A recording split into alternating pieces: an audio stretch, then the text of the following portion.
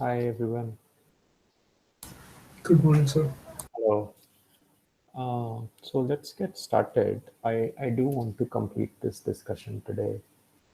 It's going to be a little mathematical, and I will just stop me if you get lost. But it's basically bookkeeping. So it's not complex math, but it's a little bit cumbersome. Uh, so, I mean, of course, stop me if you don't understand it. But bookkeeping aside, the result we get to today is an extremely important result. So the derivation that we are going to do, we're going to do two derivations. The derivation that we are going to do today, uh, I would like everybody to, if not be able to derive, but definitely be able to understand the premise behind what we're going to do, and also appreciate the result that we're going to end up on.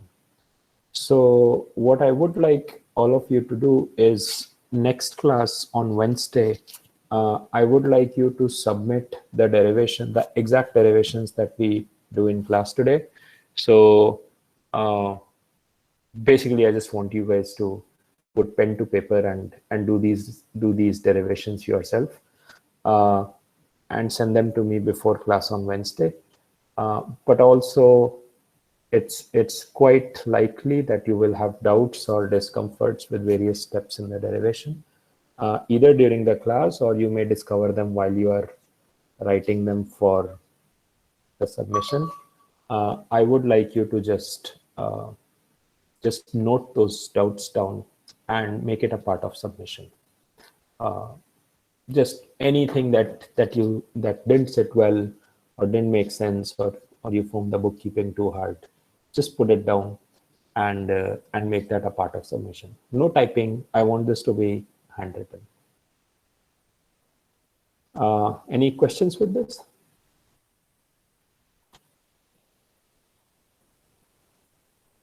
Any questions with where we No, were? sir. Any questions with where we were last time around?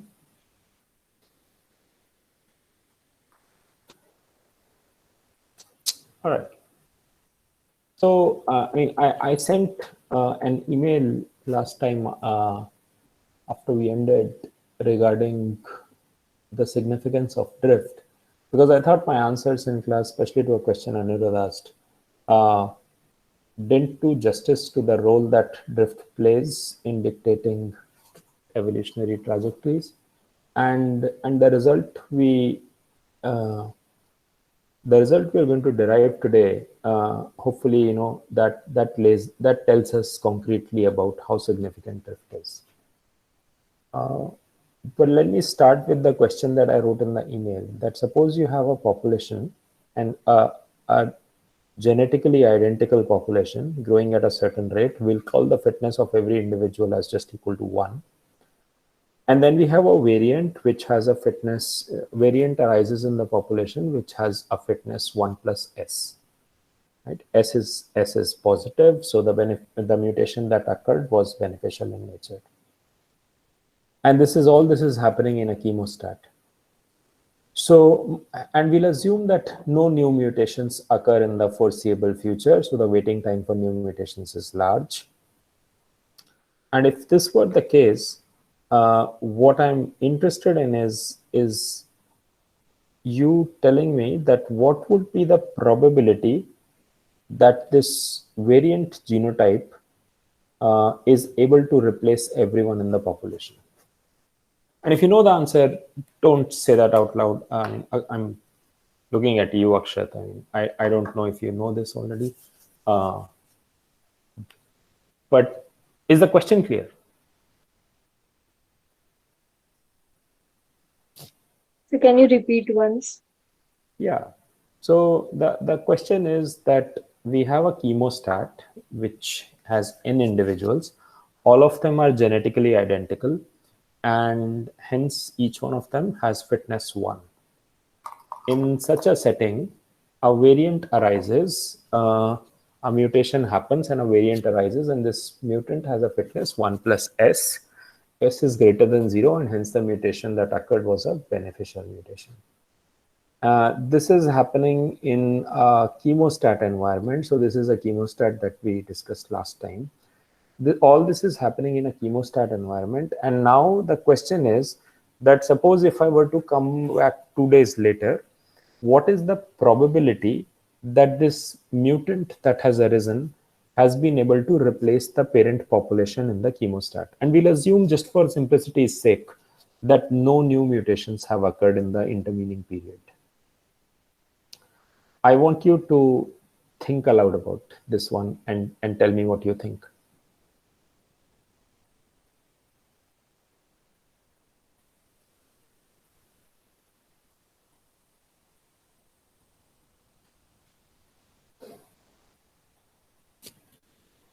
Come on, miss.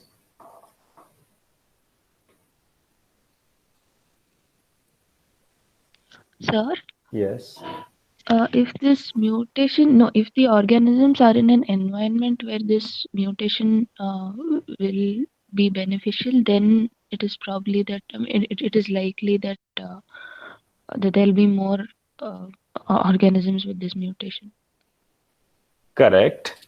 And so what you're saying is that the probability of me coming back after 2 days and looking at the hemostat and finding that the new mutant has been able to, or I mean, the progenies of the new mutant have been able to replace the original genotype, that probability is close to 1. Is that? Yeah, no, Yeah. I don't know if it'll be close to one, but it'll be large. If the environment wants the organism, I mean, if the environment needs the mutant or organism. Well, the environment doesn't need the mutant. The environment never needs the mutant. It's just that in the prevailing environment, the mutant is doing better than the original population. Yeah. Right? Yeah. Yeah. I guess that's what you wanted to say, but Yeah. yeah, sure. Fine. So a large probability. Any other thoughts?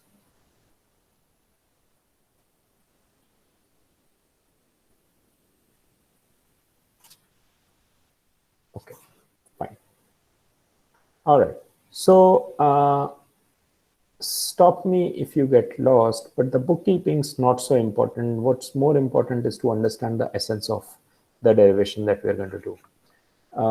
Some of the definitions, they may take a little bit of while to sink in. So you may have to, look at today's lecture again. And when you do that, please do that with a pen and paper in hand. All right. So the question we were asking, we'll start with intuition and then we'll develop math. We have n individuals in this hemostat, and at a particular locus, every individual carries a unique allele. This locus is selectively neutral, hence it doesn't make any difference what allele you are carrying. And everywhere else in the genome, all the loci are identical. So the only place where the individuals vary is this particular locus, which is selectively neutral. Which is just another way to say that that genetic variation occurs, but fitness of everybody is identical. And we'll assume that no new mutations occur, or if mutations occur, they occur at the same locus. So all variation is neutral. And what is the fate of this population after a long time? And we sort of agreed that either we will have one allele replace everybody, or two or three alleles remain in coexistence. The issue with coexistence is that it's not a stable equilibrium.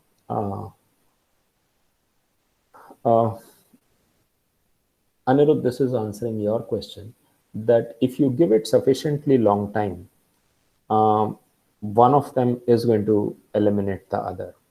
Now, that's not a very realistic setting, because the time scale, if n is very large, the time scale required for, suppose we have two alleles coexisting at the end of sometime into the experiment, we have two alleles coexisting, and n is very large. So the fraction of each of the two types of alleles is, the number of individuals of each of the two types is very, very large.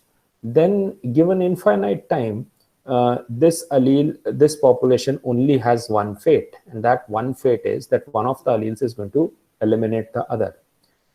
Now, the time required for one of the alleles to eliminate the other in that case is going to depend on the size of the population, and as size increases, the time also increases. Now the question is that whether this time is larger or the time scale associated with other evolutionary changes taking place is larger. Like environment could change, newer species could come into being, migration could happen, and all sorts of things. And I would imagine that for a fairly large population, the timescale of environmental change is much smaller than timescale for elimination of one of those two alleles that are coexisting in the population sometime into the experiment. So that's fair. However, let's just assume that one allele eliminates the others. This could take place by chance, or this could also take place because population size was small. Then the terminology that you use, and we'll use this all the time from now onwards.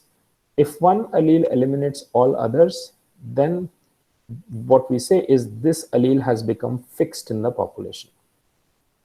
And also, I don't want you to take this drift business too seriously just yet, because the impact of drift is, the true impact of drift is not when we are studying drift by itself, but actually when we are studying drift in conjunction with selection.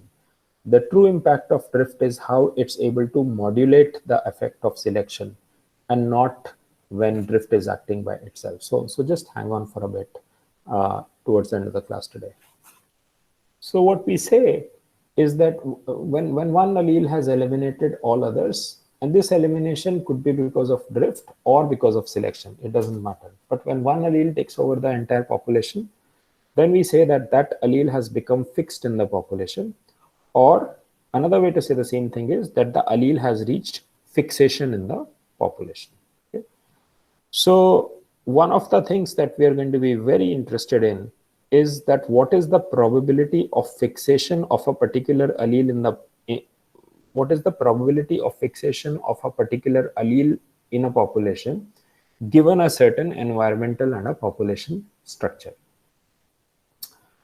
So if all n alleles were different here, what is the probability that if we assume that the long-term fate of this population, because I'm going to let this chemostat run till eternity, and no new mutations occur, then the only outcome of this game is that one of the alleles is going to take over. And what is the probability that the allele that becomes fixed in the population eventually is the ith allele? What is the answer?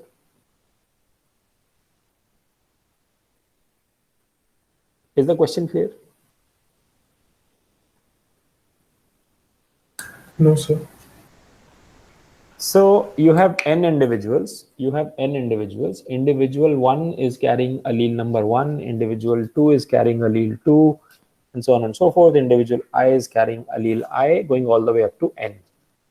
And I start the experiment, and eventually one of the alleles is going to take over the entire population. The question is, what is the probability that the allele that took over the population eventually is the ith allele? Is the question clear? Yes, sir. Yeah. So what is it? It will be I over n. I'm sorry, say that again. I over n. No. 1 by n. 1 by n. Correct. Right. Because, right? Because ith allele, every allele is unique, right? Every allele is unique. There is only one copy of every allele, and eventually one of them goes to fixation. And we know that every one of these n alleles has an equal chance of reaching fixation. And hence, if everybody has equal chance and eventually one of them has to go to fixation, hence every allele has a chance 1 by n of reaching fixation. Does that make sense to everybody? Yes, That's sir. important. Anybody who it didn't make sense? So, but if fitness values are different, They're not different. They're not different. Right now, they're not different. Okay. Yeah. So what we'll do is we'll do the derivation for fixation probability. This 1 by n is the fixation probability of the ith allele in this particular case. And in this case, since we are saying all alleles are selectively neutral, the fixation probability of every allele is going to be the same, because there is no reason for us to believe that one of the alleles is going to be favored over the other. It's all going to be dependent upon chance. When we have fitness differentials in a population, then of course the fixation probability is not going to be the same. And we will first complete this case and then come to the case where there is fitness difference in the population. Okay, but selectively neutral, probability of any allele reaching fixation is 1 by n. I mean, in a population where every allele is unique. All right. So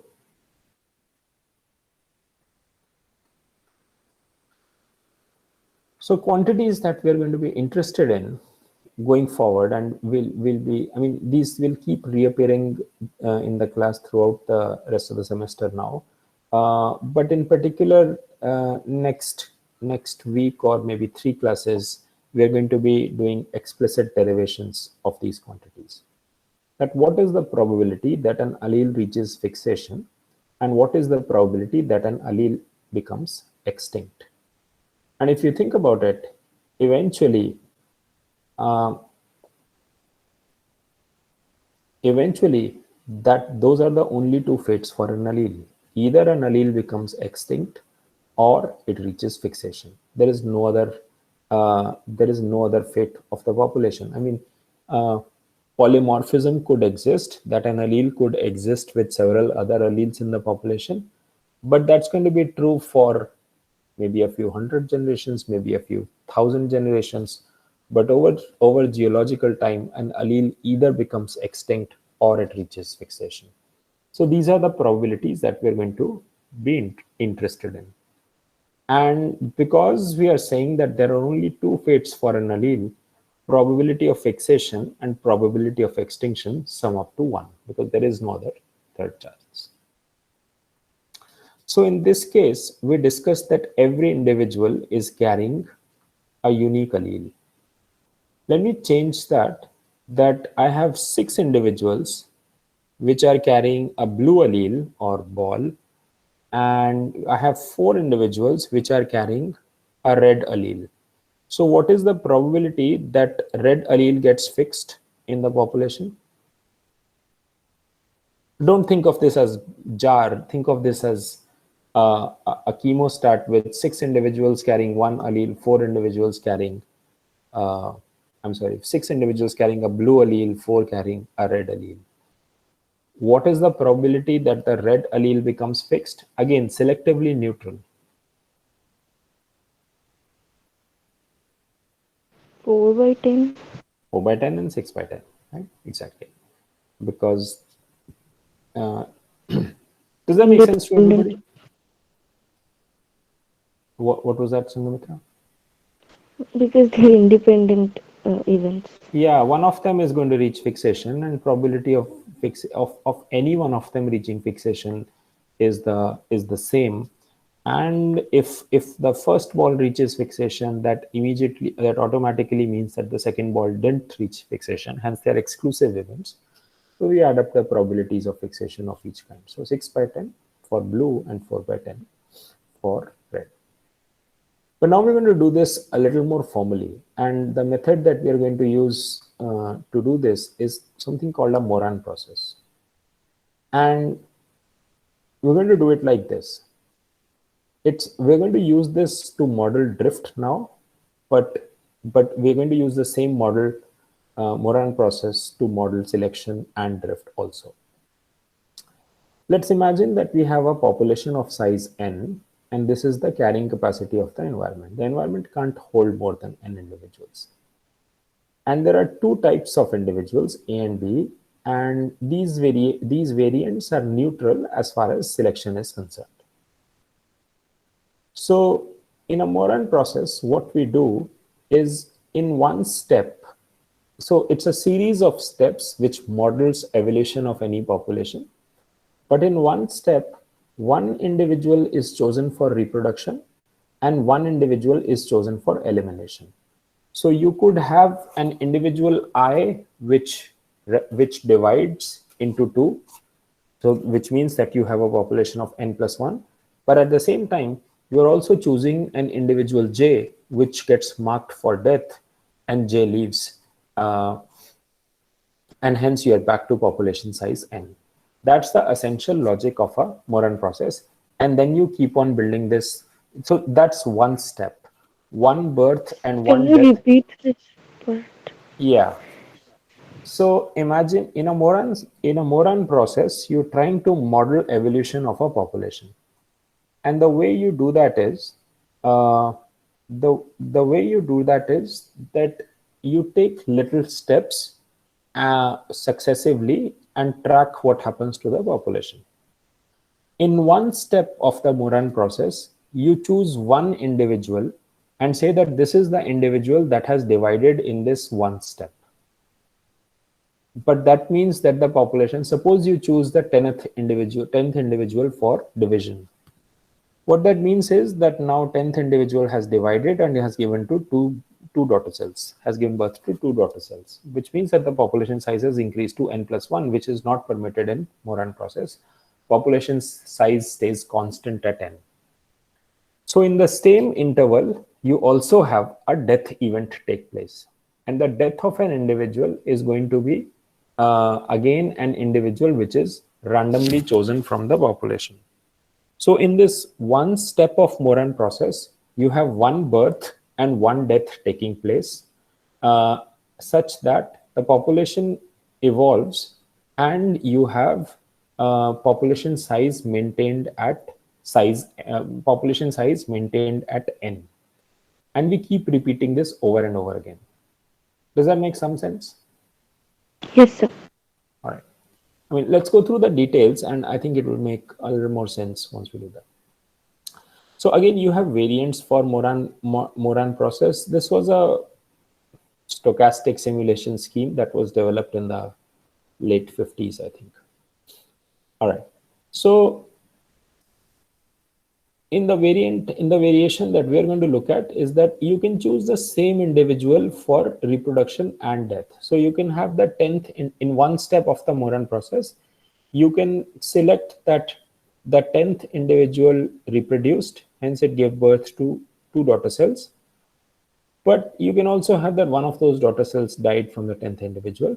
So the same individual reproduced and died in the same step. It just makes a math a little bit easier. Other than that, there is not a big qualitative change if you were to relax this assumption. It makes the math a lot easier, actually. All right. So we say that reproduction, the birth step, occurs without mutation. So when A divides, it gives 2 A's, and when B divides, you get 2 B's. Circles are A's, squares are B's. Just stop me if I'm not clear anywhere. Moran process is important, not just from the perspective of the course, but in terms of modeling techniques that people use. Then the key variable that we are going to be, our key variable that represents the state of this system is going to be I, right? And we're going to say that system is present at state I, which means the system contains I A-type individuals. The number of A-type individuals in the total population is represented by I. So if we use this I as a representation of state of the system, then it automatically means that number of A is equal to I, and number of B is automatically taken, is defined as n minus I, because the total size of the population is n. So we can define the state of the system by a single variable I. All right. Now, since they are selectively neutral, right, all of them have the same fitness, we say that probability that when in a single step of a Moran process, I choose an A-type for birth or death, let's say birth.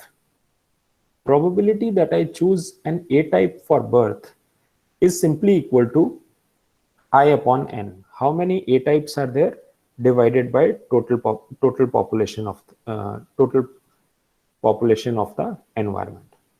And the probability that I choose B-type for birth is equal to is simply proportional to the number of B-type individuals in the population. So the probability becomes n minus I, the number of B-type individuals divided by total population. Similarly, when I'm choosing an individual for death, because same individual can be chosen for birth and death, I don't have to worry about anything. When I'm choosing an individual for death, the probability that I choose a A-type individual for death is simply again equal to I upon n, and the probability that I choose a B-type individual for death is again n minus I by n. Does that make sense? Yes, sir. All right, cool. So now what we are going to do, if this is the case, again, this is selectively neutral. These probabilities will change. How we arrive at these probabilities becomes a little more trickier when A and B are not selectively neutral. But we'll come to that. For now, we want to look at the selectively neutral case. So if Sir? this is, yeah, go ahead. So we had fixed that the same cell can take birth and die, right? So Yes. that consideration, if was absent, these probability will still remain the same, right? Well, no, because if you chose an A type for birth, right, that means one of the A types got selected for birth, and which means that the probability of selecting an A type for death actually reduces to I minus 1 upon I minus 1 upon n minus 1, because that one A type which got selected for birth is no longer available to be selected for death. Got it. Right? Yeah. So it just makes the bookkeeping a little more cumbersome, but we don't have to worry about it. It actually doesn't really make a whole lot of difference. All right. So if this is the case, if these are the probabilities, then we have in a single step of the Moran process, we have 4 possible transitions. One of the possible transitions is that we select an A for a birth and A for a death. The probability that I select A for a birth is I by n. Probability that I select A for death is also I by n. Hence, the probability of selecting A for birth and A for death is I square by n square. These gets multiplied because I'm saying this and this needs to happen. So there's an and hence probability gets multiplied. And if I select A for birth, that means number of A individuals goes up by 1, because instead of 1, I have 2 daughter cells, both A type. And if I select A for death, number of A's comes down by 1. So the state of the system, which started with I, remains at I after this step in the Moran process. Does that make sense?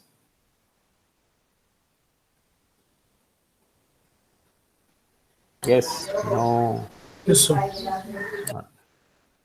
All right. Then I have 3 other cases. I could select A for birth and B for death. So probability of selecting A for birth is I by n, probability of B for death is n minus I upon n, and hence probability of doing these both is just these probabilities multiplied.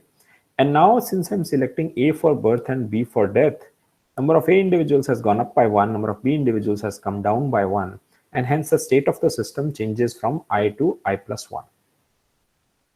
Similarly, the other 2 cases where the system could transition from I to I minus 1, or the case where you select B individuals for birth and death, and hence the system stays at state I. Right? These are the only 4 probabilities. These are the only 4 possibilities within the realm of a Moran process. And a good way to check if these are the only 4 probabilities is that if you were to sum up these probabilities, they should come out to 1, because under the rules that we have defined, these four are the only 4 cases that could happen, and hence these probabilities should sum up to 1. So far what we have seen, that under a selectively neutral scenario,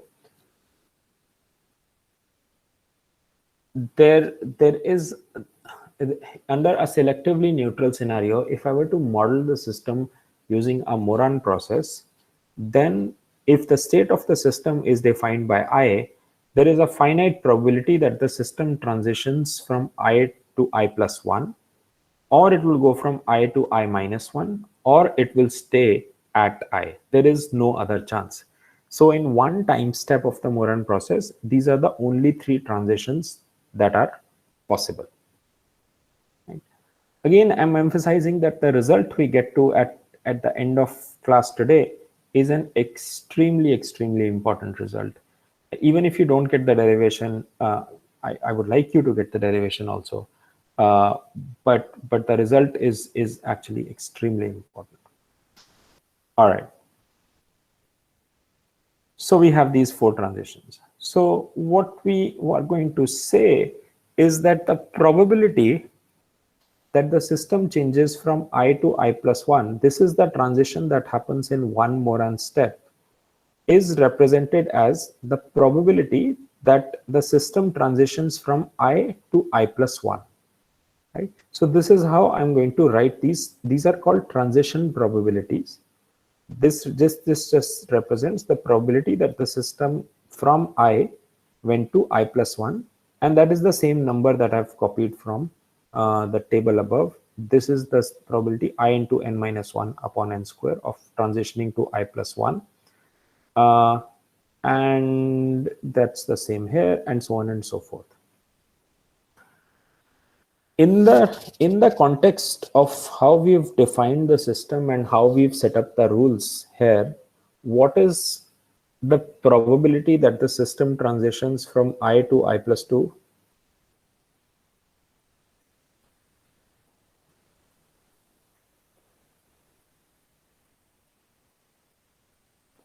In one Moran step?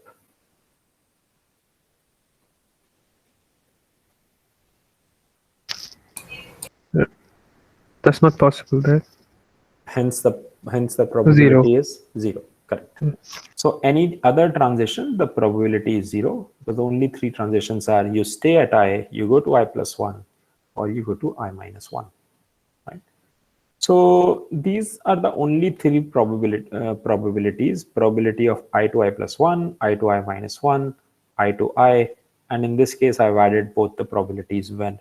This was the case where A was selected for both birth and death, and this was the case where B was selected for birth and death. And this is just a check that when we sum these up, I mean, you can do this, is trivial. So we get 1, and that's obvious because under the rules that we have specified, these are the only transitions that are possible. But how I'm going to use this is that I'm going to write the probability that transition probability of I, the probability, not the probability that after a birth and a death process, the system remains at state I can also be written as 1 minus probability that the system transitions to I plus 1 minus 1 minus the probability that the system transitions to 1 minus I. And this is only for bookkeeping purposes. Essentially, it's just rewriting this particular statement in this particular fashion. All right. Again, feel free to stop me if I don't make sense. All right. Tell me, what is the probability of 0 to 0? If I is 0, what is the probability of 0 to 0?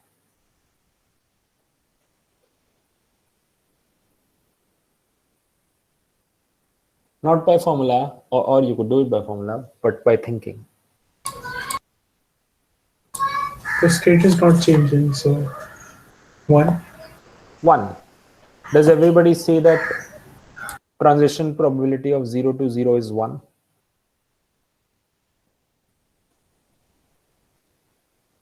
So, 0 to 0 meaning there. I mean, 0 here means, does it mean that there are no individuals at all? Because like initially we were doing there were I number of individuals, and then one birth and one death. Again, it would just remain as I. So that would be Pi to I. Yeah. So a slight correction here. Huh? number of individuals is not I, number of individuals is N. I represents what is the number of A-type individuals in the population. So yeah, that's what. So if Yeah, I were the number of A-type individuals right. after one birth and one death, only I number of A-type individuals would remain. So what is the zero here signifying? Like, Zero, I is a variable that represents the state of the system at any given instant, right? So I equal to 0 represents the state where there is 0 A-type individuals, which automatically implies that there are n B-type individuals. so here a change from 0 to 0 should be like it's not possible, no sir. How can it be 1? Um, so the question is, so you have to think about this. You have a chemostat where there is no A individual and there are n B individuals, right? Now, when you select from this particular chemostat one individual for birth, which individual are you going to select? B. B, right? So that Yeah. means the number of B's goes up by 1. And when Yeah. you're going to select someone, when you select someone for death, which individual are you going to select? B. B. So you select a B for death. So when you selected a B for birth, the number of B's went up by 1. But when you selected a B for death, so the number of B individuals came down by 1. So essentially you stayed at the same place, right? Yeah. So which means that the number of A individuals was 0 to start with, and after one more run process, the number of A individuals will remain 0. 0. Yeah. Right? Hence the probability of going from 0 to 0 is 1. Oh, okay. Does that make Yeah, but sense? Right? yeah, I understood it now. Yeah. Again, that's what I'm saying, that it's not so much tricky, but it's just that a lot, I think, is going to get thrown at you. Some of these representations are tricky. So you just need to sit with a pen and paper and do these derivations yourself. Hence, I want you guys to submit this on Wednesday. Okay, sir. Thank you. That's going to be graded for those of you who are more inclined towards marks. Anyway, so P00 is 1. What is P01? Not Yash, someone else now. What is the probability of transitioning from I equal to 0 to I equal to 1? This would be 0 now, no? This would be 0. Absolutely. Because there is no chance of an A-type individual coming if the starting population makeup is only B. Correct. All right, someone else now. What is PNN?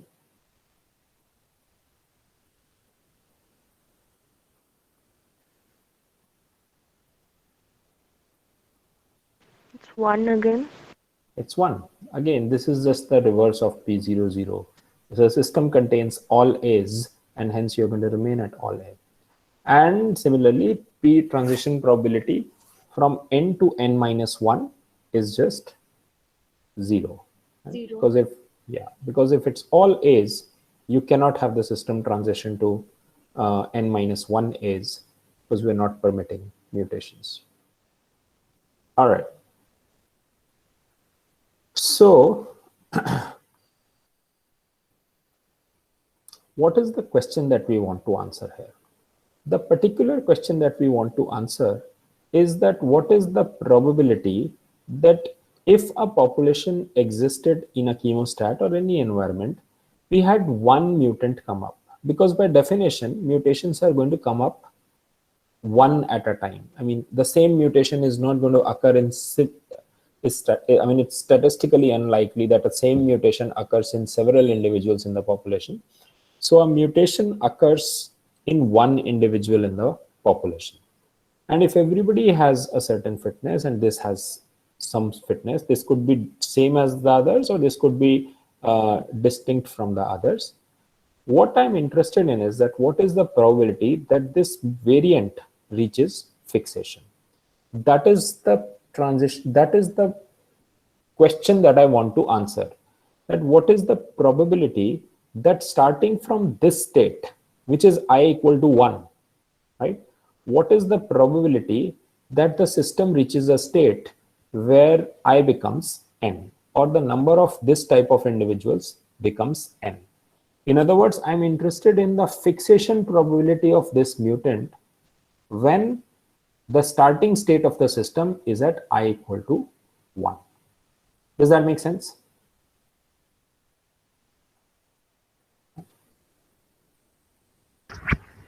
Yes, sir. All right. So that's sort of the key question that we are interested in. And obviously, in any experimental or theoretical setting, no matter what your context of the experiment is, this is really the key problem, that should a mutation arise, what is the probability that it reaches fixation? So now this is the trickiest bit of class. If you understand this step, the rest becomes fairly straightforward. Bookkeeping, so a little cumbersome but straightforward. But this is tricky. You have to understand this variable called xi, right? Xi is the probability that starting from a state I, the system reaches a state n. So in this case, the starting state of the system is I equal to 1, right? That means one A-type individual, everybody else is a B-type individual. X1 would represent the probability that starting from here, the system reaches a state where this type of individuals have become fixed in the population. X2 would represent the probability that if starting from a population structure where there were two of this kind of individuals, and what would be the probability that starting from two numbers of this kind of individuals, they reach fixation. Does the definition of xi make sense? Yes. Others? Question about it?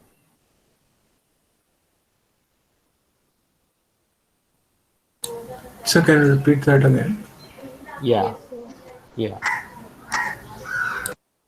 So again, this is I think it's, it'll take a minute. I'm probably should have done this earlier, but let me just draw this. I think it just, because this understanding this x is crucial to what we are going to do now.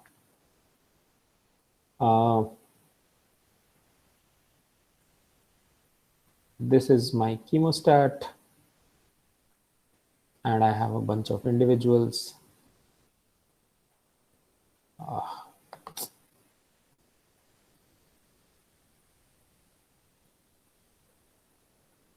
right.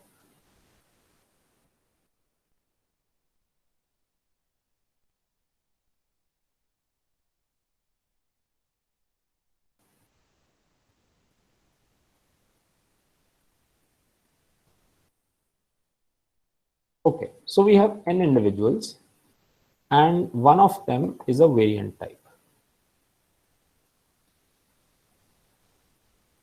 This is the variant type. The state of the system here is I equal to 1, right?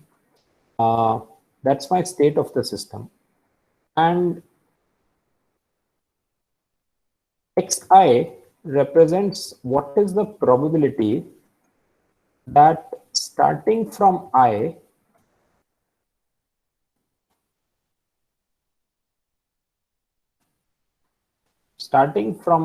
equal to 1, system reaches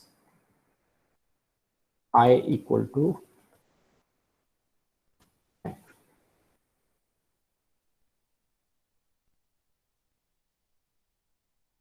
Does this statement make sense? That in this particular cartoon, the state of the system is I equal to 1, right? Because we only have one A-type individual, everybody else is a B-type individual. In such a context, x1 represents that when I'm starting from I equal to 1, hence this 1, what is the probability that system is able to reach I equal to n? Does that make sense?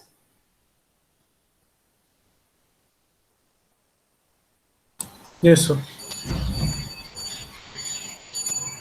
If it does, then what is x2? Somebody, not Yashar or Niruddh. What is x2? 2 to n. Exactly. Perfect. X2 means that if my starting state of the system, if the starting state of the system is this, then what is the probability that the system is able to reach I equal to n? Does that make sense to everybody?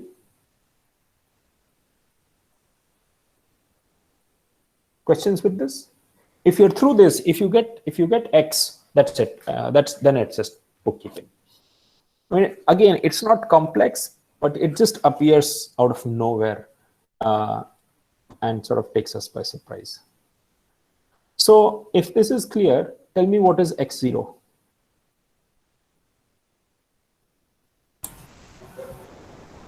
New Zero. mutation, new variant. No, what? No, don't. Because there is no, like in the beginning, there is no A, right? Yeah. So, but we are not permitting new mutations. We are only working with the existing diversity in the population. So, what is Then x0? 0. 0. Absolutely. What is x1?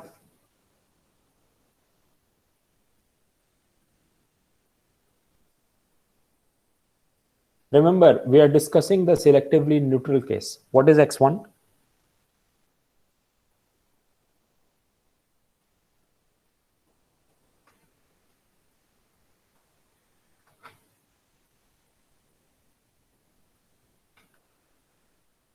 Come on, guys. Is it 1 by n? Yeah. Why? Because there's just one of it. I mean, it has, I mean, all, it has, I mean, everything there has the same probability of like taking over the population, right? You're absolutely right. It's 1 by n. It's 1 by n. What would be xn minus 1?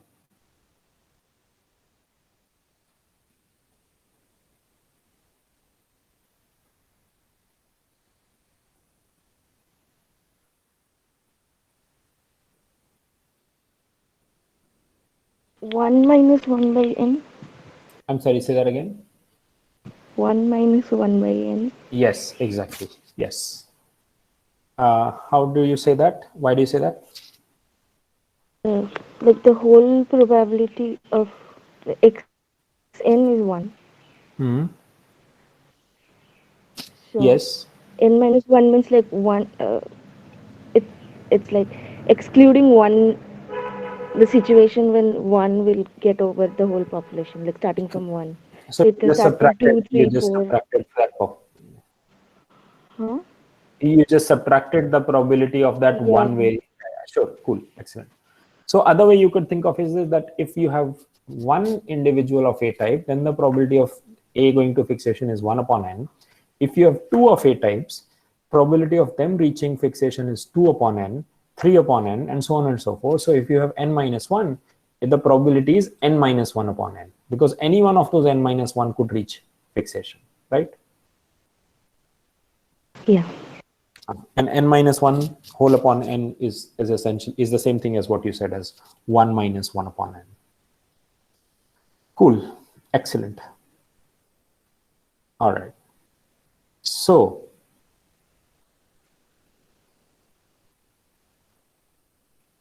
we know xi now, but we know that when the system starts from a state I, it cannot reach n. Although we are saying that starting from I, what is the probability that the system reaches state n? We know that this transition cannot happen in one step unless I happens to be n minus 1 or I is already n, right? If I is n minus 2, then this transition to n cannot take place in one step. We're talking of a probability that reaches, that needs multiple steps, right? In one step, we know that the system can only go to I plus 1, can remain at I, or go to I minus 1. These are the only transitions that are possible. But when we are talking of xi, we are talking of a probability of system reaching the state n when it's starting from I, again, which needs multiple steps. All right. So, but these transition probabilities, we know these, right? Now, how do I do this? What is xi? Xi is the probability that starting from I, it will reach n. But I know that starting from I, in one step, it can reach I plus 1 state with a probability I plus 1. I'm sorry, let me say that again. So xi is the probability that starting from I, the system reaches state n. But starting from I, in one step, the system can go to I plus 1, and that happens with a probability I plus 1. But if it reaches I plus 1, it's still not there at I equal to n, right? Once it reaches I plus 1, the probability that it will reach n is just given by x I plus 1.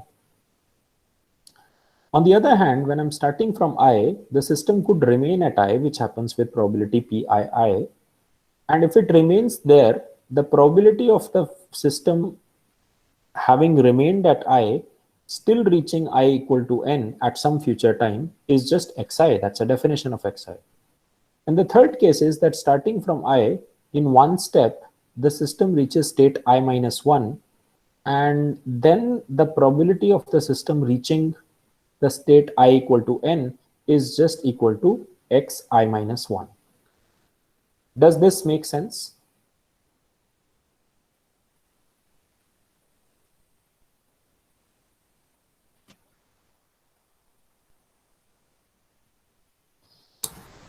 Yes, sir. Others, if you understand this, then we are through. I know I've been saying that for the last 15 minutes.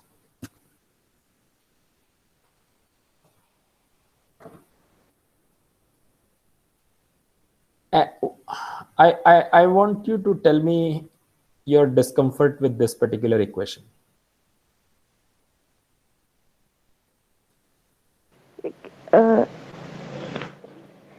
The x that is there, like in the right hand side, is it like the final state? It depicts the final state where it reaches.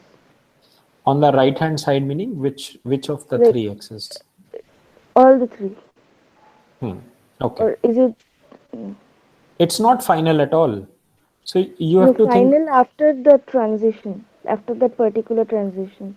After that particular transition, exactly. Okay. So think of it like this, that you are at I, right? The probability of me reaching from this state I to state n is xi, right? I don't know xi, but I have just defined xi in such a fashion, right? That this is xi. Now in one step, let's say the transition probabilities are 1/3. Let's say in one step, there is a 1/3 probability that I will jump from I to I plus 1, right? So, but I know that probability of once I am there at I plus 1, the probability of reaching I equal to n is xi plus 1. Again, by definition, that's x equal to I plus 1. I don't know the value of xi plus 1. I'm very interested in a value of xi plus 1, but I don't know it yet. So this transition probability is xi plus 1. But transitioning from I to I plus 1 is also, it only happens with probability Pii plus 1. Hence, one of the ways to get to I equal to n is that the system goes from I to I plus 1 and then I plus 1 to n. And that probability is this term. This is the probability that it reaches I plus 1. And this is the probability that once at I plus 1, it reaches I equal to n. The other probability is that in one step, the system remains at I, right? So because this doesn't happen with probability 1, there is 1/3 probability here, 1/3 probability here, and the remaining 1/3 here. So with 1/3 probability, the system will remain at I, and then it might reach I equal to n. And that probability is xi, and there is 1/3 probability of remaining here, or Pii. So starting from I, there is a PII probability that you remain at I, and then XI probability that you could transition from I to N. This XI is of course the same as this XI. And also there is the probability the other way, that just because you go from I to I minus 1 doesn't mean that you can never go back up, because there is randomness in the process. So you could transition to I minus 1 with probability I minus I minus 1, but you could still go to state I equal to N with perhaps a reduced probability, which is depicted by Xi minus 1. So starting from I, these are the three possibilities, and then they are multiplied with their corresponding probabilities of reaching state I equal to N. Does this equation make sense?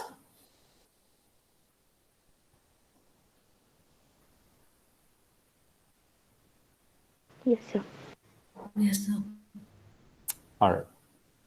It's Good. like expectancy in statistics or what? Yeah, these are called recursive equations. Okay. Yeah, sure. In addition, we know that x0 is equal to 0 because x0 represents the state when there is no A in the system, and hence the probability of starting from no A in the system to n A's in the system is obviously 0, because we are not allowing new mutations. We are only permitting working with the existing diversity, and xn is equal to 1. And this equation this equation holds for any I. This holds for I equal to 1, I equal to 2, going all the way to n minus 1.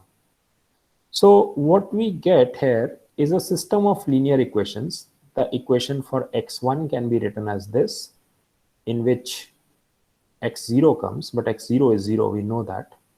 Equation for x2 comes, going all the way to xn minus 1, and we know xn is equal to 1. So this number here is just equal to 1. So we have these are linear equations. We have n equations, n unknowns. These are the unknowns, and we can solve them. Again, we don't want to get into the solution, how we arrive at that.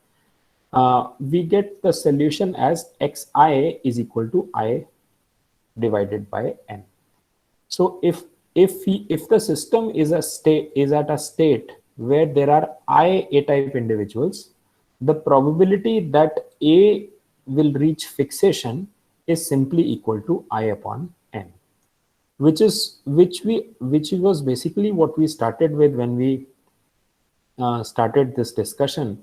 We could derive this entire result via intuition only, but we needed to get this derivation out of the way because we want to understand the case when selection is acting.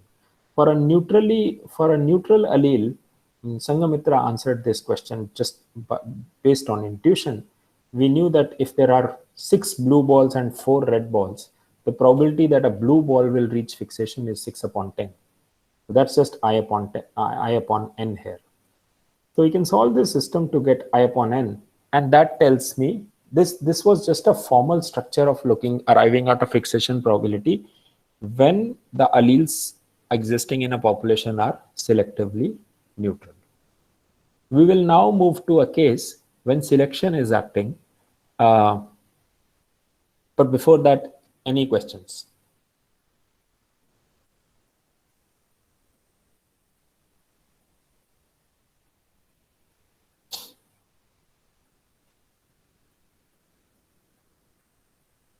Okay. Before we do that, a quick question for you. Suppose there is a chemostat and there is a population, and a beneficial mutation occurs in this chemostat. Right now, so fitness of everyone was 1, and now we have one individual whose fitness is 1 plus S. Tell me what you think is it. So let's say S is positive, so we're only talking of beneficial mutations and not deleterious mutations.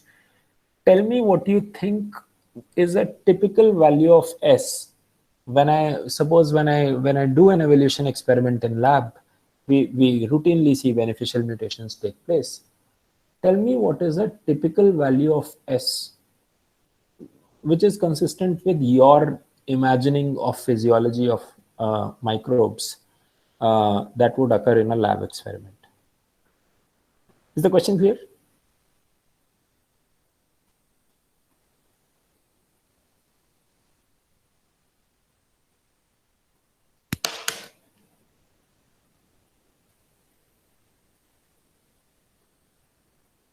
Anybody? What is S? S is the selection coefficient. So every individual in the population was at fitness 1 to begin with. Then we have a mutation that arises, right? And this mutant has a fitness of 1 plus S. And we know that S is greater than 0 because we are only talking of beneficial mutation. I mean, you could very well have cases where S is less than 0. But those would be deleterious mutations. We are only talking of beneficial mutations here. The question is that in a typical lab experiment or even an ecological setting, what would be a typical value of S that you would observe? In other words, what I'm asking is that what is a typical benefit of what is the typical percentage advantage in fitness that a beneficial mutation confers to an individual? Do you think that beneficial mutations confer an advantage of 0.1%, 0.2%? They're really small.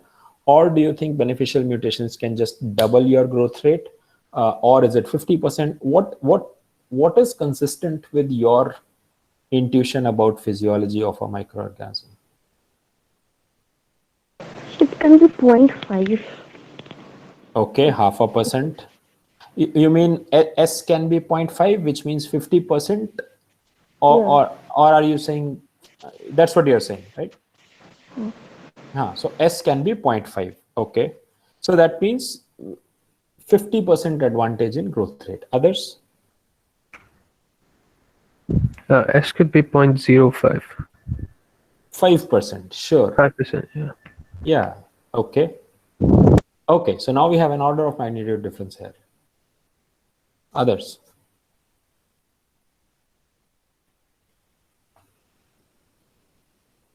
It can be anything between 0 and 1, and depending on the mutation, the magnitude could increase.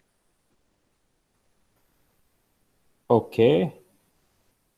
It can be anything. Of course, there are different beneficial mutations are going to have different effects on fitness. Not when we say, when Sangamitra says that S can be 0.5, she doesn't mean that every single beneficial mutations confers an S of 0.5. There is going to be a distribution, but we're talking of mean of that distribution, right? So Anirudh says that he expects the mean to be around 5%. Sangamitra says 50%.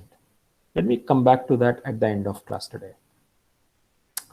All right, let's do the case where we have selection acting. Okay, so we'll generalize what we did. Let's say that the state of the system is at I. Going from I to I plus 1 is a probability alpha I. Going from I to I minus 1 is a probability beta I. And that obviously automatically implies that remaining at state I is a probability 1 minus alpha I minus beta I. Right? These are my probabilities. We will come to what is alpha and beta. Based on this definition, alpha 0 is 0 because alpha 0 is the transition probability of the system going from 0 to 1, which cannot happen because again no new mutations occurring. So there was no A type, and if there was no A type, there will always be no A type. Similarly, beta n is equal to 0 because this is the transition probability of saying that there were all A types. If there were all A types, then we will always have all A types. We cannot go to n minus 1 A types. So beta n is equal to 0. The transition probabilities now become, I mean, the definition of xi remains the same. Xi is the probability again that when I'm starting from the state of the system I, what is the probability? So this system has I A-type individuals. What is the probability that the system will transition to a state where there is all A-type? So A becomes fixed. And this is the same equation that we wrote in the last case, except for the fact that now I'm not using transition probabilities of pi to I minus 1 and pi to I plus 1. I'm just using this notation, alphas and betas. So I have this particular equation, which can be written for all intermediate i's. I know x0 is equal to 0, because if you don't have any a, you can never reach fixation. I know xn is equal to 1 because you're already there, right? So I know these values, and I have this equation for all intermediate values of I between 0 and n. So I can write these down. How many of you remember system of linear equations? How many of you don't remember system of linear equations? Show of hands. Okay. So just be completely shameless and raise your hands proudly. All right, few people. Okay. We do not have time to get into this definitely today. But my recommendation is that just think of this as a system of equations which has to be solved. And when you guys are back on campus, I'll be happy to sit and take a couple of hours to talk about linear algebra. Anyway, what you should see, all of you, especially those of you who raised your hands, is that I have this equation for I can write this equation depending on what value of I put there. So I can put I equal to 1 and have an equation. I can put I equal to 2 and have another equation, going all the way to I equal to n minus 1, and then get another equation like that. Does that make sense to the three of you at least?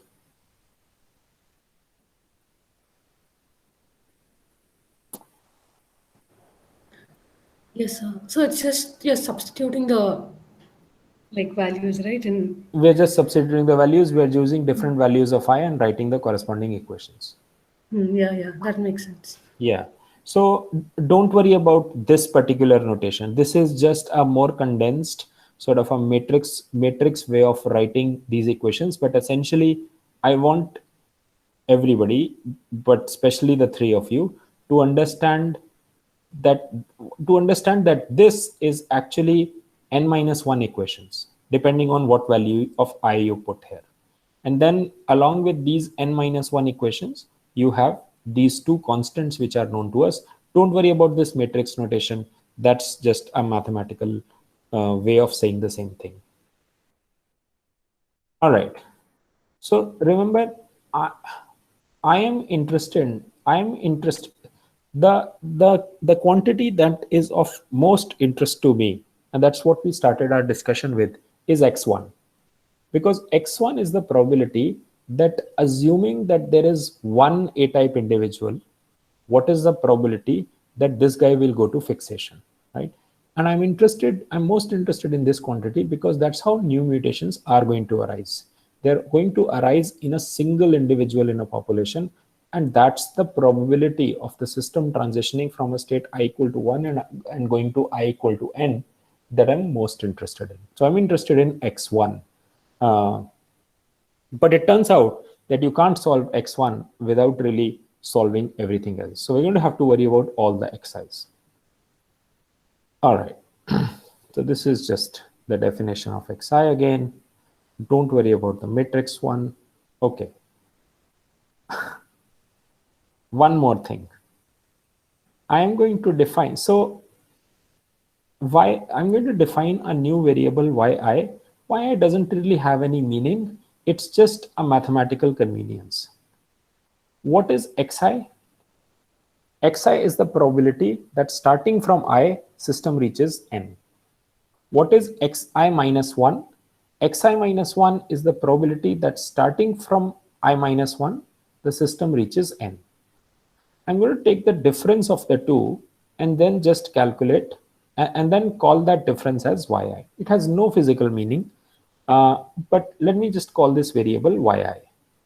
And then I'm going to sum up all the yi's. I'm going to have y1 plus y2 plus y3 going all the way to yn. When I sum up all the yi's, I get y1 as x1 minus x0, I get y2 as x2 minus x1, y3 as x3 minus x2, going all the way to yn, which is xn minus 1. If you look at this expansion, what you will note is that the first term of 1y actually gets cancelled by the second term of the subsequent y. So x1 here is minus x1 here, so these two will cancel. Similarly, the third term here is going to be x3 minus x2. So this x2 will cancel with this x2. The x3 here will get cancelled with the fourth term because that's going to have x4 minus x3. So everything else will cancel. Similarly, you see this xn minus 1 here cancels this xn minus 2. Everything else will get cancelled except for xn and x0. So this summation of yi, I get xn minus x0, and that I know is just equal to 1 because xn is 1 and x0 is equal to 0. So I get summation of yi is equal to 1. Does that make sense? Yeah. All right, cool. Almost there. But we also know that this equation holds. Remember, this is the equation that we wrote at the beginning of the case when we were talking selection. This equation. We know that this equation holds. And what I can do is, so xi is equal to beta I times xi minus 1 times this expression times xi and so on and so forth. I can open this up, and when I multiply xi gets multiplied by 1, xi gets multiplied with alpha I, xi gets multiplied by beta I.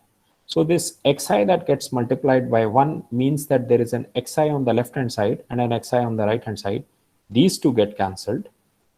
The xi that gets multiplied with beta I, I'm going to merge with this one.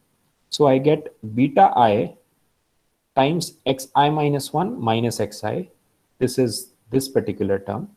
And this xi that gets multiplied with alpha I, I'm going to merge with this. And I will get alpha I xi plus 1 minus xi. And then I'm going to take this entire bit to the other side and simply get yi plus 1, and simply get xi plus 1 minus xi, which is this, as simply equal to, because this goes on the other side, the sign changes, and alpha I goes in the denominator. I get this expression is equal to beta I upon alpha I into xi minus xi plus 1. But if you look at it, this is just yi plus 1, and this is just yi. That's the way we defined y. Right? That's the way we defined y. So we get this recursive relationship that yi plus 1 is simply equal to some ratio beta I by alpha I, and we're calling it gamma I, is simply equal to gamma I times yi. Does that make sense?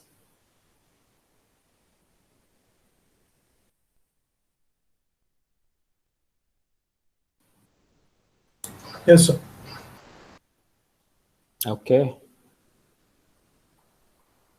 So remember, all of this is being done so that we can get one quantity x1. That's what we are interested in. All of this bookkeeping is happening because of that. So what is y1? Y1 is just x1 minus x0. But I know x0 is equal to 0. So y1 is just equal to x1. What is y2? Y2 is simply x2 minus x1, right? That's the definition of y2. But going from this formula, y2 is simply equal to gamma 1 into y1. So y2 is equal to x2 minus x1 from the definition, but y2 is equal to gamma 1 y1 from this result. So, but y1 is simply equal to x1, right? So I substitute this and I get y2 is equal to gamma 1 times x1. Similarly, y3 is equal to x3 minus x2. That's the definition of y3. But y3 from this result is simply equal to y3 is equal to gamma 2 into y2. But y2 is simply equal to gamma 1 into x1. So I'm going to substitute that and get y3 is equal to gamma 2 times gamma 1 times x1. And I can keep doing this and go all the way to yn, and yn is equal to xn minus 1 minus xn minus xn minus 1. That's from definition. But it's also equal to gamma n minus 1 times yn minus 1. But yn minus 1 can be picked up from the previous term, and I get this is as equal to yn. Last thing I do is simply sum these up, but because I know that the sum of all these y's is equal to 1. That's the result that we have from here, that sigma yi is equal to 1, which means sigma yi is equal to x1, and I sum up all these right hand sides and I get sigma yi is equal to x1 times 1 plus gamma 1. So I take x1 common from all of these, and I get 1 is equal to x1 times 1 plus gamma 1 plus gamma 2 times gamma 1 plus gamma 3 times gamma 2 times gamma 1, going all the way to the first n minus 1 gammas multiplying with each other. What that gives me is the following expression for x1. All I'm doing here is that keeping this x1 here and transforming all of this gamma multiplication terms to the denominator here, and that gives me x1. And this, of course, is the exact quantity that we're interested in. Still have a problem, right? So, I mean, again, this is the precise reason why I want you to do this and submit this on Wednesday, because it's bookkeeping, and unless you do it by your hand, you won't get the gist of it. And there's no rhyme or no reason for why it is being done this way. People have been deriving these relationships for many, many years, and this is sort of the easiest way. There are many variants of this as well, but this is sort of the easiest way to derive this relationship. So all we need now to get an expression of x1 is a handle on these gamma i's. And gamma I, remember, is just a ratio of beta by alpha, and beta and alpha, remember, are just transition probabilities of going from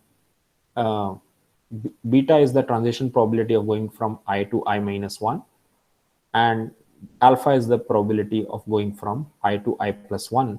And now these transition probabilities are a little tricky because selection's acting. All right, so how do we do this? So we say that the system is at state I, because I will now try and find an expression for gamma I and plug that right here, and that gives me straight an expression for x1. So I'm going to say that system is at state I. That means there are I A-type individuals and n minus I B-type individuals. The fitness of B-type ones is R. The fitness of A-type one is, fitness of B-type individuals is 1. Fitness of A-type individuals is R. R is 1 plus S, where S is the selection coefficient.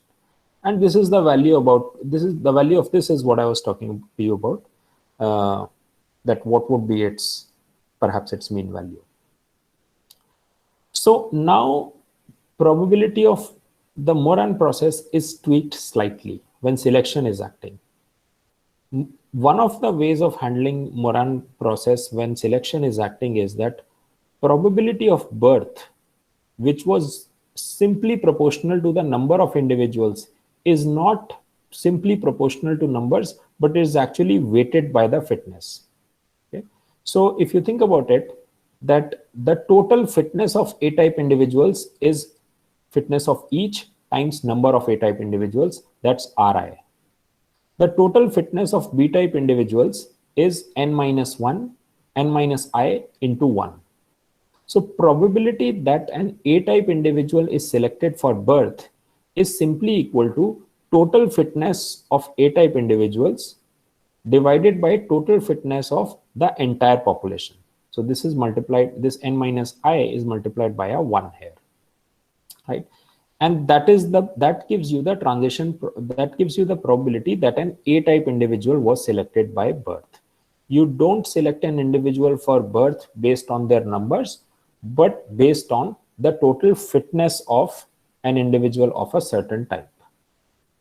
Probability of death is still simply proportional to the number of individuals. This is one way of doing it, where you are assigning a higher probability, because S is positive. You're assigning a higher probability of A types getting selected for birth, whereas the probability of death still remains simply proportional to the number of individuals that are there in the population. There are variants of Moran process where the probability of birth is not touched. So probability of birth is simply based on the number of individuals of each type, but probability of death is adjusted so that B type individuals have a greater likelihood of death, and A, which have higher fitness, have a lower probability of death. But let's just go with this version where birth probabilities are enhanced if you are a individual with a higher fitness. So that means transition probability of going from I to I plus 1 is simply equal to this times this. I to I plus 1 will only happen when you have A giving birth and B dying, which is this, and that's alpha I. Similarly, going from I to I minus 1 will only happen when you have B giving birth and A dying, and B giving birth is now n minus I times 1, its fitness, divided by total fitness of the population, which is beta I. And remember, I am interested in gamma I, which is beta I minus beta I divided by alpha I. And when I do that, I basically get 1 by R. That's great. Excuse me. When I calculate gamma I get something, one, that's simple, and second, which is independent of I, which is great because now all the gamma i's, irrespective of what the I is simply 1 by R. So I'm going to substitute 1 by R for every one of these gamma i's, and what I end up getting is simply this, that x1 is equal to 1 divided by 1 plus 1 by R plus 1 by R square, blah, blah, blah, going all the way to 1 upon R n minus 1. And all of us did geometric progression, right? So I'm going to sum up some, in the denominator here, I'm just applying the formula for a sum of a geometric series. Those of you who've forgotten, just look it up. At the end of this thing, I get x1 as this particular quantity. And now we'll make a couple of assumptions, which are not bad assumptions at all. If n is large, which is going to be true for a microbial population, if n is large, and remember R is greater than 0, I'm sorry, R is greater than 1. So we have a number which is greater than 1 raised to power a very large number. So this 1 upon R to the power n is actually going to be a very small number. So we just drop this. This is 0 because we are saying essentially this is 1 minus 0. So x1 can be approximated as R minus 1 upon R times 1 because we dropped this. And now R is simply 1 plus S, and S is the selection coefficient. So we get 1 plus S minus 1 divided by 1 plus S, and x1 is S upon 1 plus S. And if a mutation occurred which was really small beneficial mutation, like something which conferred maybe a 1% beneficial, 1% growth advantage, so S is 0.01, then essentially, I mean, this is just 0.01 divided by 1.01, which is essentially just equal to S. That's the result that we were after, and this is where we are going to stop. That the fixation probability of a new mutation that arises, if that beneficial mutation is of not too large a magnitude, is simply equal to S. So this has huge implications. Before that, let me go back to that question of what is the mean benefit conferred by a beneficial mutation. And the answer to that, to the extent we know, is much closer to what Anirudh was saying than what Sangamitra you suggested. a beneficial mutation is considered a pretty large beneficial mutation if it confers a 5% advantage. Most beneficial mutations will be of the order of 1%, 2%, and so on and so forth. So S, thinking the value of S as 0.01, 0.02 is not unrealistic at all. I mean, in fact, it's actually, to the extent we know, it is the way to think about beneficial mutations. So most beneficial mutations actually only have 1 or 2% advantage conferred to the growth rate. But more importantly, what does this mean in terms of fixation probability of a beneficial mutation? Let us say that all beneficial mutations, every beneficial mutation that occurs confers a 2% advantage. So S is 0.02. What does that mean? The probability of this particular mutation taking over the whole population is very low. Yeah, that the probability that now if a beneficial mutation happened, and let's imagine a scenario where all beneficial mutations confer a 2% advantage. What that means is that now when this beneficial mutation happened, the probability that this mutant will take over the population is 0.02. What is happening the remaining 98% times? Extinction of the allele. Extinction of the allele. In that chemostat setting, that beneficial mutation is actually wiped away from the population before it has had a chance to spread. And why is that happening? That does not happen unless I take drift into account. If I don't take drift into account, then selection will always tell me that beneficial mutation happens and spreads through the population 100% of the times. But if we agree with the assumption that I can think of most environments as some sort of a chemostat, then what drift has done is change something that was bound to happen 100% of the times if I took selection as the only criteria for evolution, and bring that probability from 100% to 2%. 98% of the times that mutation is going to get lost. What that also means is that I need 50 beneficial mutations to take place in a population before one of them could reach fixation, right? So it slows down the rate of evolution considerably as compared to the case where I wouldn't take drift into account.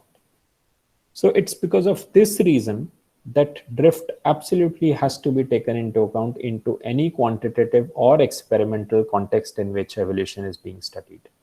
That it massively changes the effect that selection can have in dictating evolutionary outcomes. Okay, let's stop today. If you have some questions, we can discuss that for a few minutes. But Wednesday, I would like submissions for whatever we have discussed, the two cases, the completely neutral case and the case where selection is acting. And I would like you to derive these fixation probabilities for these two cases. But much more importantly than that, it would be great help to me if you, while you are deriving it and taking steps, and I don't care if you copy it from the notes, if you go over the video, I will share the notes also. You can do that, but it would be it would be really useful if you write a step and you write your doubt and say that this doesn't make sense, but I'm just writing it because it's there in the notes. Actually, let's make the submission by Tuesday 5 p.m. so I have chance to go over them before Wednesday's class. So Tuesday 5 p.m. I'll send out an email regarding this. Okay, let's stop today, unless I don't want to take too many technical questions now, because I would like to do that when everybody's around. But if you have minor questions, we can do that. If you have logistics type of questions, we can do that. Otherwise, let's stop for today. So, yeah. so For solving the linear equations, we need to show a few steps and then use some. No. Just set up the system and say that solution is this. Okay. Yeah. The selection case you don't need